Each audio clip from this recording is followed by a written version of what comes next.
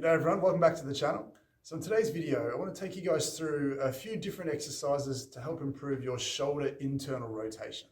And we'll get to why that's really important in a second, but as a spoiler, it's crucial in order to allow your shoulder to function normally. So if you're someone who has any sort of shoulder pain, any shoulder dysfunction, whether you just want to be a better athlete, whether you're a throwing athlete or you use your shoulders a lot day to day, these exercises might hopefully address one of the missing hidden pieces of your dysfunction, and obviously let me know how that goes. So before we get into the video, obviously please let me know in the comments, what's brought you here, what are you dealing with, what are you hoping to learn from these videos?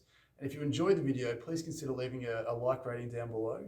And then if you're someone who enjoys this content, if you really want to learn more sort of helpful pieces of information to help make your body function better, whether that be pain related or performance related or just day-to-day life, please consider joining in and subscribing.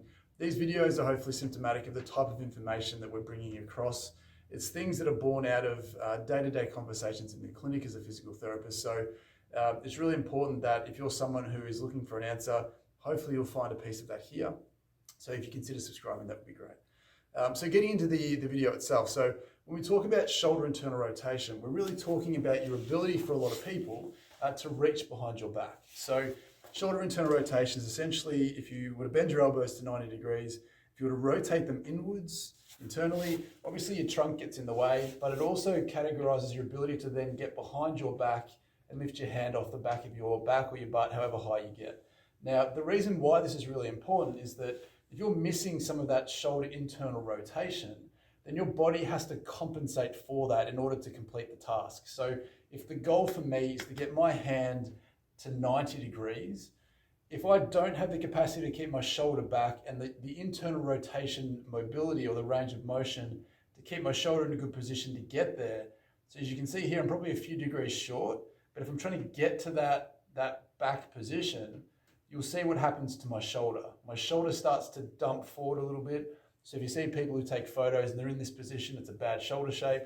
What this is it's a compromised shape that changes the way that you load up all the tissue in your shoulder, but more specifically the tissue at the front. So if you have a biceps tendonitis, maybe there's some ligamentous issues, some rotator cuff stuff, a labral issue, whatever it might be, some bursitis, then part of that puzzle might be that you don't have enough internal rotation to load your structures up normally for the entire range of motion that you need day to day. So you might find that instead of being in this position and functioning throughout the day, you might be dumping into this position a lot day to day and just compromising that tissue. So there's a lot of features that can relate to this, but internal rotation is a nice, easy one to attack. So the first of maybe 3 variations that we'll get to involves a ball. So if you have a lacrosse ball, which is this, a tennis ball, baseball, anything that you feel has a density that is comfortable for you, we want to get you to lie down on the ground and place the ball in the back of that shoulder area.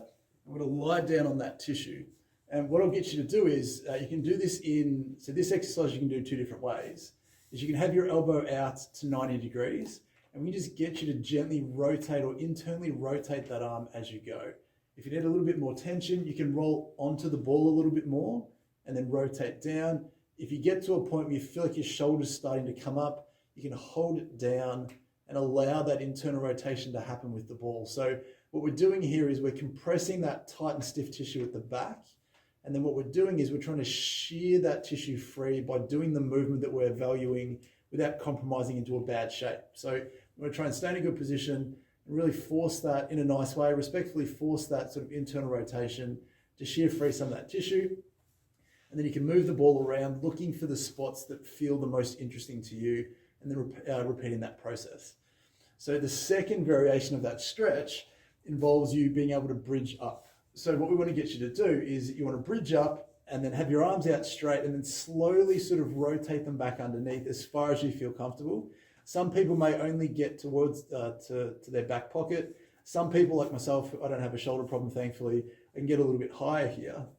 And then what we want to get you to do is, again, keeping your shoulder down. We're not asking that shoulder to dump up into a bad position. With your shoulder blades back, internally rotate that shoulder behind you, bridge up, and then just gently lower your bottom down as far as you feel comfortable. And what we're looking for with all of these stretches is some lateral or posterior tightness at the back. Nothing jamming or catching at the front. And what this is doing is we're using your ability to lower your body weight down onto your hands and forearms to take you into relative internal rotation of the shoulder. And then we can get you to hang out here for a little bit. While we're here, we can get you to do some tense relaxing. So try and squeeze those tissues, tense up your deltoids, tense up your shoulders, front and back. Hold that for a couple of seconds. And then when you relax, you might find you can actually take it down a little bit lower than you could before. We want to keep repeating that process until you reach a point where you can't go any further. And then we want to disengage and see how you feel. And the good thing about these stretches is you deserve to see a change straight away. So if you remember from before, from this position, I now feel like I can get my hand down a little bit lower than I could before my shoulder wants to start to dump forwards. So again, I may not have necessarily changed the capsular restriction, that deep restricted capsule, but some of the soft tissue around that shoulder feels a bit lighter for me now, so I can move that a little bit further without feeling like it's compromised. Now, the second exercise here tends to address, or may address, some more of that capsular stuff, and it basically involves a power band. So if you don't have one of these at home, you can use a TheraBand, with some TheraTubing. It doesn't provide as much force. You might need to stretch it out a little bit further, but essentially you want something that's got some elasticity to it to help sort of distract that shoulder a little bit and keep you out of that painful range. So normally I do this standing, but for the purposes of the video, I'll do it kneeling. So what we want to get you to do basically is sort of reach underneath the band and clasp your fingers around that. So you've got a really nice, stable connection there, one that you're not having to really grip onto, but the band sort of hooks into your hand, allows you to relax. I want to put you in some internal rotation. So again, for some people, getting towards your back pocket is as far as you can go. That's completely fine. The priority for this stretch is staying out of that dumped forward position. So before you wind yourself up, you want to get yourself into a good shape first, a good posture, bend your elbow a little bit if you can, and then walk out. Again, not ideal on the knees, but easy for the video. And we want to put yourself into more shoulder extension. And if your elbow's bent a little bit, it's going to basically rotate you around into internal rotation further. So again, going out as far as you feel comfortable, maintaining a really nice shoulder position. We can do some contract relax again here, where we sort of tense everything up for a few seconds and then relax. You might find you can go a little bit further into the stretch. Give it a squeeze for about 5 seconds, then relax. And what you can also do here, if you can tolerate this, is you can also rotate your trunk towards the side where the band is pulling. So for me, I can rotate around this way to essentially ask my shoulder to internally rotate further whilst the band's holding it in place. Again, we're not looking for any pain or tenderness at the front. If you are, you're in a bad position, most likely. And if you can't express this shape as well as I can, you're stuck back here, again, that's completely fine. But again, what you'll hopefully find after doing this is straight away, that shoulder should again be moving further than it did before. So hopefully, if you rewind the video, you'll see that this shoulder's going further before I feel like I need to dump forwards. So that's exercise number 2. Now the third exercise is essentially for a lot of those people that get into both of those shapes, but still feel like that tissue at the front gets a little hot or a little bit tender from the position, which means that either your capsule or your tissue is so tight, you can't keep it back in a good position naturally. So that tissue is consistently under tension when it shouldn't be. Again, that will hopefully explain some of your symptoms if you do have them.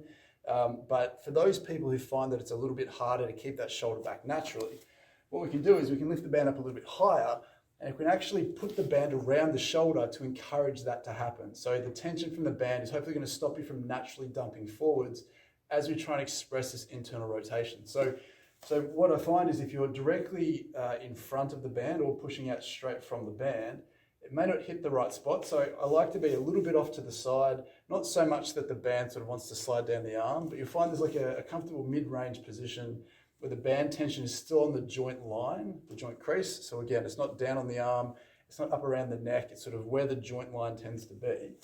And then with some leaning forward, by leaning forward, we can have a little bit more tension through there. And then what we see is that we can then start to rotate that hand behind more comfortably. And with your other hand, you can reach behind, and hopefully you can see this, and you can start to internally rotate that position. You can extend the shoulder further, you can pull it towards you a little bit more. Essentially, you can use that force to create that shoulder position. And what that does, again, is it allows you to keep that shoulder back while you internally rotate. Now, again, it does require you to be able to reach behind on the other side. So if you're stuck down here, it might be hard to do that. But even just being in that position and having the band pulling back is a really good way to buy some of that tissue in ways that we find is a little bit tricky without it. So with that being said, hopefully those exercises were useful. Let me know in the comments below, and we'll see you in the next one.